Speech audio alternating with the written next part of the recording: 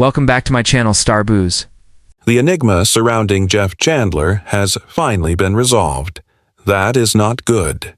The birth of Jeff Chandler on December 15, 1918, Ira Gressel in New York's Brooklyn was a remarkably attractive and incredibly gifted American singer and actor whose work left a permanent mark on the middle of the 20th century Hollywood. Tall, with hair that has turned prematurely gray, size, and a rich baritone voice, Chandler rose to fame as a starring man in the 1950s. Respected for his physical presence and his subdued intensity on screen, although his life was cruelly cut short, brief, yet is a moving chapter in the heyday of cinema. Growing up in a Jewish working-class family, Chandler acquired a passion for the arts from any young age, in spite of the great challenges depression. Following graduation from Brooklyn's Erasmus Hall High School, he attended the Fegan School of Acting to study theater in the city of New York. He worked diligently and resolutely in radio and stock theater, refining his crafting and creating the framework for what would develop into a bright future. Chandler participated in World War II as a member of. He was assigned to the U.S. Army. The islands of Aleutian. His stay in the military only made him feel more discipline and dedication, attributes that would subsequently characterize his method of performing. After re-entering the civilian world, he switched to radio work and gained acclaim for his unique voice. In the end, this vocal power resulted in movie roles, starting with minor ones and progressively developing into a significant studio productions. The breakthrough of Jeff Chandler role appeared in 1948 when he portrayed Johnny O, a fierce thug in the movie Clock, yet his strength was portrayal of Apache Chief Cooch Broken Arrow 1950, which helped him advance to fame. In this capacity, he received an Academy nomination for an award for Best Supporting Performer. A noteworthy accomplishment, particularly taking into account the ethnic dynamics for the time. His honorable humanistic depiction of Coochis signaled a shift in the portrayal of Native Americans in Hollywood personalities and highlighted Chandler's sensitivity and breadth as an actor. Following Broken Arrow's triumph, Chandler rose to prominence as a leading dude, appearing in a variety of movies in a variety of genres. He made an appearance in such as Smuggler's Island, adventure dramas, 1951, epics of war like Mariel's Westerns, Marauders, and 1958 included 1959's Jayhawkers.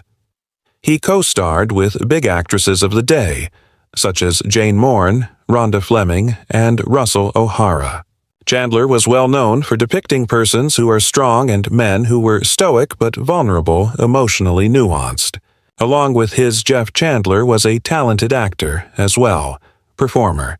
He put out a number of albums during the 1950s, including ballads and romantic norms that emphasized his mellow baritone voice.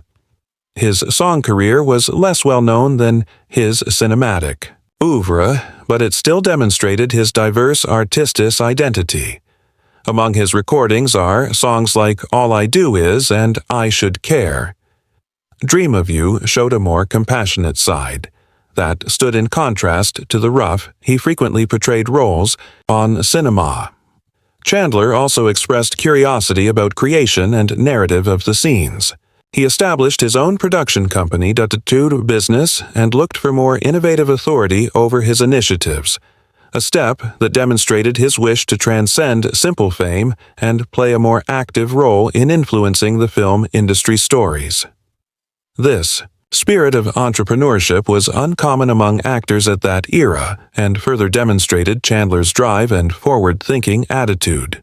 Chandler, Jeffin, 1946, he wed actress Marjorie Hosell in the initial years of his movie profession. Hosell, who was employed on stage and in Hollywood, she had her own little acting career prior to stepping away from the limelight. The pair seemed, at first, to be a joyful and glitzy Hollywood couple, respected for their remarkable appearance and public looks. Their union resulted in 2 daughters, 1947-born Jaime Tucker and 1949-born Dana Gressel. Ira Gressel was Chandler's birth name, which Dana subsequently included in her last name. The family became comfortable in Chandler, Los Angeles, and for a while seemed to balance the demands of increasing celebrity combined with parenthood. But behind the scenes, there were problems in the marriage. In 1951, the couple split up, and even though when they got back together, the same issues continued. In 1954, they split up once more. Marjorie submitted an application for divorce, pointing to a collapse in the union. Among her particular grievances was that Chandler had a history, Ofex-hosted to the point of falling dozing off in public or at social meetings, no matter where they were. She told of a man who was so engrossed in fatigue that his presence was frequently more clearly defined by absence, particularly when physically present. The requirements of his acting profession, including long hours obligations at the studio and on set, were obviously having a negative impact on his health and family life. In spite of their difficulties, Hosel and Chandler created another make an effort to mend the marriage and reunited in March 1955. At this time, Chandler kept up a steady work pace and stayed one of the most lucrative stars at Universal. But the reunion didn't last long. In 1957, while Raw Wind was being filmed, Chandler started a project in Eden, Italy. Prominent relationship with an actress and Esther Williams, a glitzy swimmer star in her own right.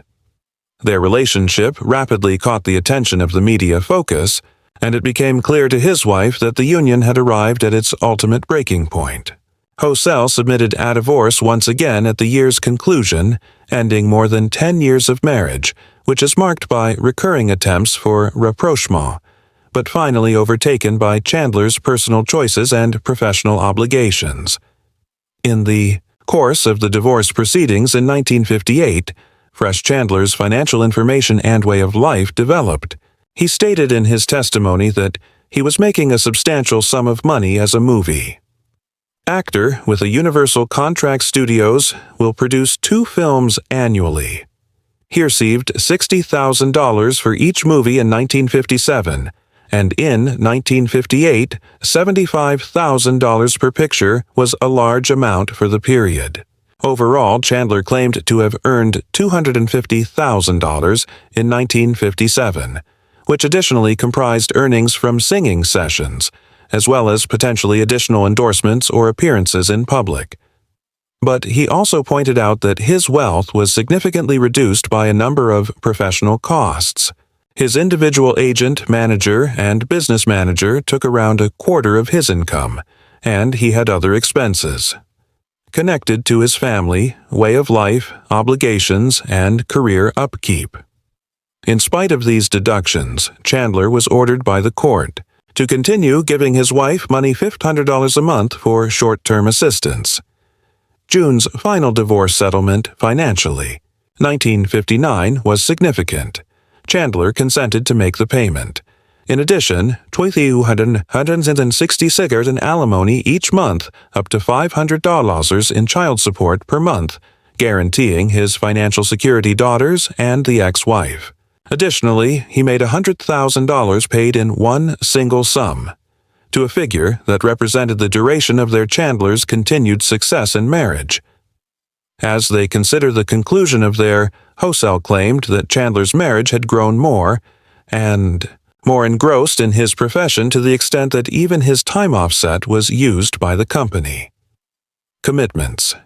He always spent time when not genuinely creating an image in his, she stated, business office, suggesting that he was both physically and emotionally his family cannot access it. She also said that the strain from the declining, she had an ulcer as a result of marriage, a tangible result of years of marital stress. Chandler's love life following the divorce continued to draw public interest. He was associated with a number of female performers industry, such as singers and actresses The Haven, Gloria. Their connection, it had been carried out at a degree of confidentiality, revealed discretion. Magazine, a well-known tabloid during the time that focused on scandals in Hollywood. Throughout a confidential trial, Fred Otak, a private investigator, showed that investigators had tailed Haven and Chandler to get together, proof of the liaison, showing how the tabloid media vigorously pursued scandalous tales, frequently at the expense of the privacy of celebrities. The majority of contentious section of Chandler's years later, in 1999, personal life arrived. Moment she was published by Esther Williams' personal narrative, The $1 Million Mermaid. She asserted in it that their Chandler was the reason the relationship, terminated, had admitted to being a transgender person, following a proposal union.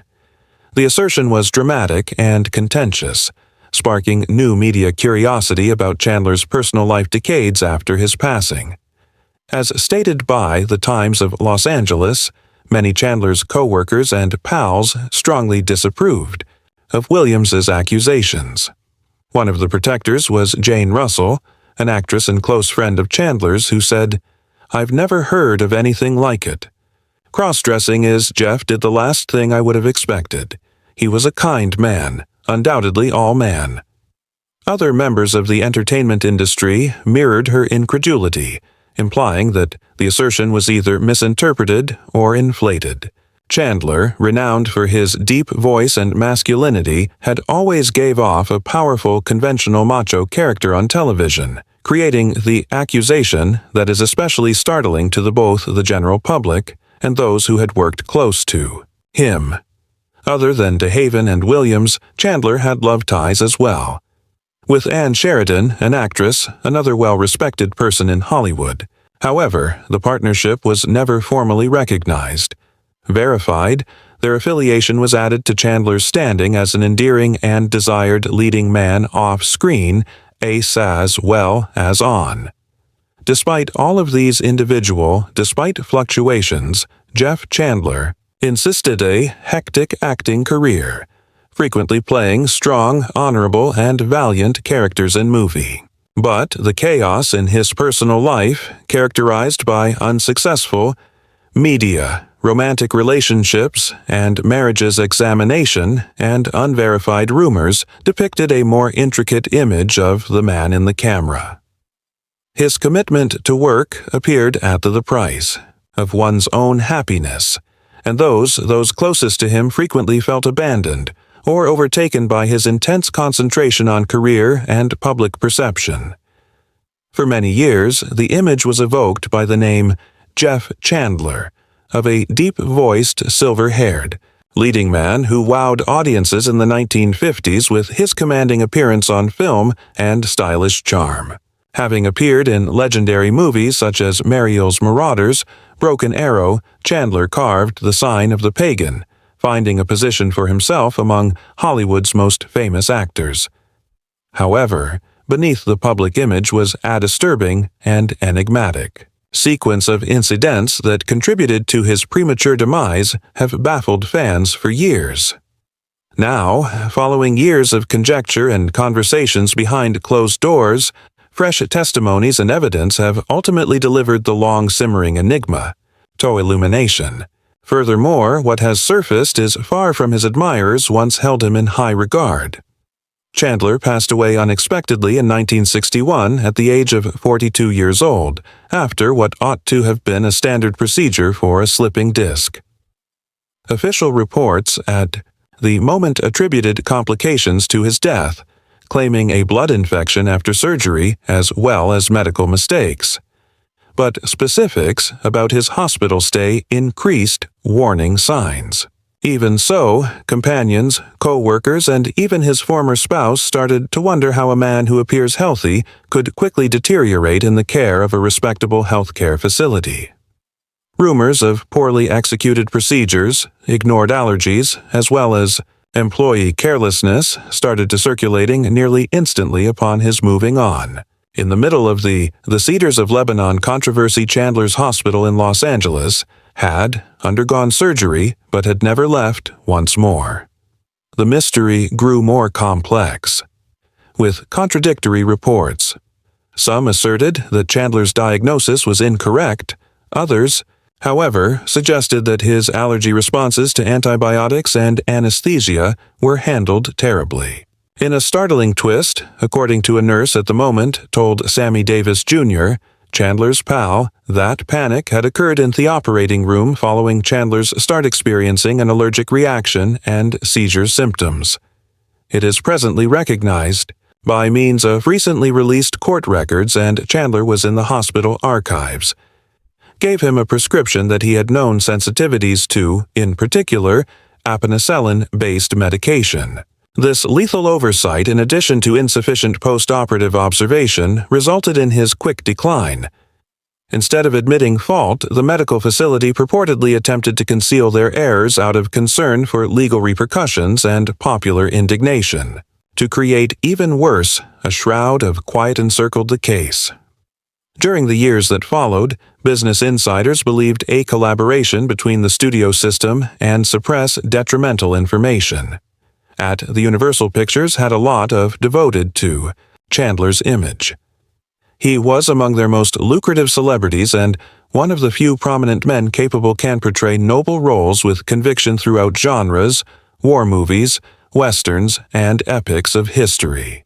Negative media coverage of medical incapacity and institutional failure would damage more than just Chandler's heritage, but it might have broad ramifications for the legitimacy of the golden period of Hollywood picture. Adding yet another tragic dimension, Chandler has a complicated personal life, with suspense and conjecture. Whispers regarding his personal relationships, tight unions, and alleged extramarital affairs just made his public image more complex. Marjorie Hosell, his ex-wife, publicly, further interviews suggested that their Chandler's demise involved more than just the public had been informed, implying that weariness and emotional anguish may have increased his susceptibility physically. Friends pointed out that Chandler had been putting in a lot of overtime on movie sets and appearing personally, even despite battling persistent pain. Thestrus, in addition to not being able to obtain the proper medical attention, produced the ideal storm. Recently, the introduction of electronic records accompanied by a resurgence of interest in biographical has made it possible for Chandler to scholars and movie historians to join what once appeared to be irrelevant. Investigative reporters discovered medical records earlier a day was destroyed, and letters from Chandler's close companions saying sadness and indignation over what they dubbed an entirely preventable disaster. These revelations depict a situation, rather than an unfortunate accident, but it was caused by chronic neglect, and perhaps even a covert one, created to safeguard reputations and reducibility. The last components of the puzzle were released to the public via the Chandler's daughter, Jaime's Efforts Tucker, who lived in silence for years, requesting entry to her father's sealed health records. Innocent. In the conversation, she detailed the suffering of not being fully aware of her backstory father's passing. He wasn't merely a celebrity, she said. He was my dad, but he didn't deserve to pass away in that manner.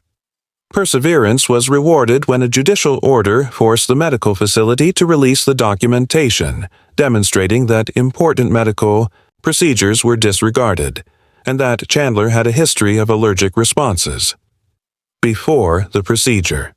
Currently, when the enigma is solved, the reality reveals a gloomy shadow over the glitzy exterior of vintage Hollywood. Jeff's tale Chandler's passing isn't merely a heartbreaking tale of a cherished actor passing away too young. It serves as a stark reminder of how brilliant stars can be extinguished by carelessness, inaction, and systemic breakdown. As admirers, go back to his movies, many of which do so with a more admiration for the man who created the role, and with unanswered queries regarding how numerous comparable tragedies have been silently buried in Hollywood's history past.